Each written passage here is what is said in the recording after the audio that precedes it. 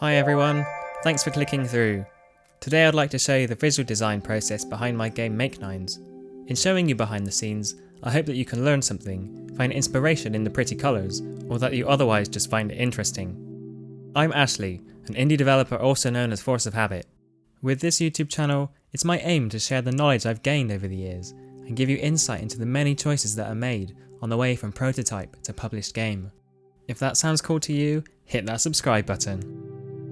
Before I talk about visual design, what even is Makenines? Makenines is a logic puzzle game, where the goal is to clear a tiled grid of numbers. You do this by sliding adjacent tiles together, adding their numbers until they total 9. Once that happens, just like Tetris or really any match 3 game, they disappear. Blink blunk ding! Pretty simple. New mechanics are added over time.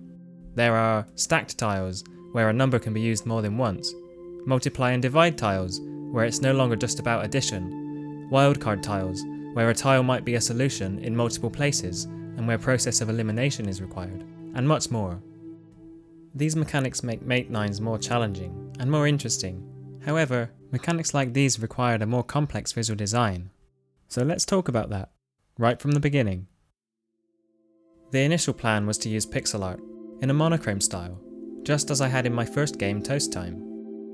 I'd always considered basic pixel art the apex of my ability, and always struggled when using colours. After mocking it up, and making a prototype, it didn't communicate all the mechanics as well as I'd hoped. Arguably, through those limitations in colour and style, it couldn't either. So the plan after this was to switch to vector shapes. This was mostly so that the stacked tiles would be more readable. After mocking up the new design, this time with green, I immediately realised it needed more refinement. It was already hard to tell numbers apart in the pixel version, and this didn't rectify that problem. I tried a lighter version too, just as an experiment. That didn't work either. To make the numbers more readable, I decided to try gradually darkening the green colours as the numbers got closer to 9. It looked pretty good, but what peeved me about this solution is that the text colours had to be tweaked slightly for each shade of green background colour. It was really quite fiddly. I thought, is this how designers spend all of their time? I decided to try again. Going against my instincts, I decided to add some colour. I had to pick 8 colours, one for each number leading up to 9. Apparently there are only 7 colours in the rainbow.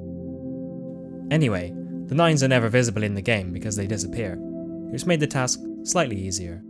How did I pick the colours? Well, somewhat unimaginatively. With these colours applied, the game looked like this. You can see the stacked tiles and the hidden tiles are represented. At this point, I decided I didn't like the rectangular shape of the tiles, so I made them square again as per the original prototype. With the square tiles came a subtle shadow underneath to bring them up and off the background slightly, adding a subtle depth. It was beginning to look better, but also play better because it was more readable. Font colours were still being tweaked for each tile base colour however, and as a perfectionist with a penchant for consistency, I found this really quite grating. I wanted to solve it, so I had to simplify it. My first attempt at simplifying involved moving all of the colours to the side of the tiles and keeping the tops of the tiles white. I had to darken the background to make the colours pop more, and also had to darken the text to make that stand out more. This all worked, but the subtleness went too far. It was a step backwards in terms of readability. My second attempt was to keep the consistent dark text on the top, but to desaturate and lighten the coloured number tiles. This required a lot of tweaking, because I kept bumping into optical illusions. Here, check this out. Believe it or not, those grey colours are the same. Weird. Anyway, after lots of tweaking, this was a style I was very happy with. It was clear, concise, consistent, and could communicate the mechanics. Alongside all this, the icon went through a few iterations too. It started with a single colour and border, then moved to using all 9 colours from the game.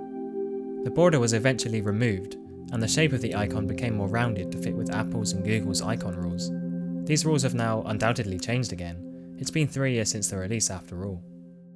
Towards the end of development, I did try a few more things around using symbols instead of numbers, but I opted to keep numbers as the default, and give the option of using symbols in the settings. I did also contract in the wonderful Clockwork Cuckoo to design some lovely bespoke icons. Check them out if you need any art outsourcing. Anyhow, that's all there really was to the visual design process. Game design, puzzle design, interaction design, that's a different matter altogether.